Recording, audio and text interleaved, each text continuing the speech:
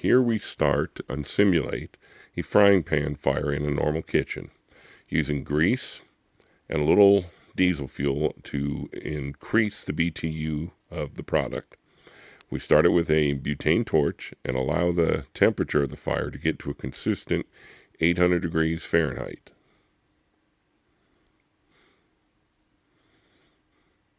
We then apply the fire blockade material to the pan where it'll extinguish the fire, and then use the excess material in the 16-ounce can to cool the fire.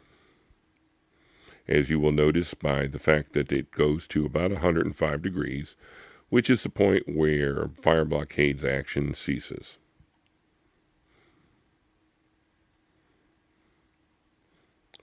We then try to reignite the flame and the fuel by using a butane torch, and as you will note, it is not possible to do.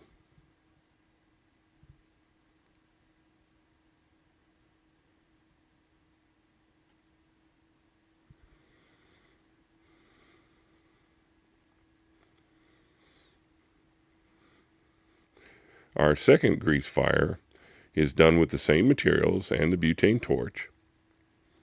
And again, we wait until there is a consistent temperature over 800 degrees, as can be seen in the thermal imaging and the thermal reading thermometer. Upon doing so, we then apply a 15-pound dry chemical household extinguisher to the flames, and as you can see, we push the fire and spread the grease along the surface and the sides of the material, as would be commonly done in a home. The temperature only drops to about 250 degrees.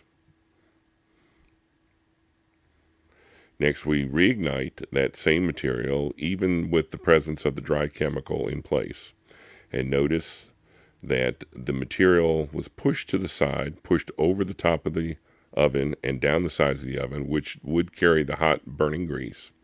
And last, we see both canisters that were used during the demonstration.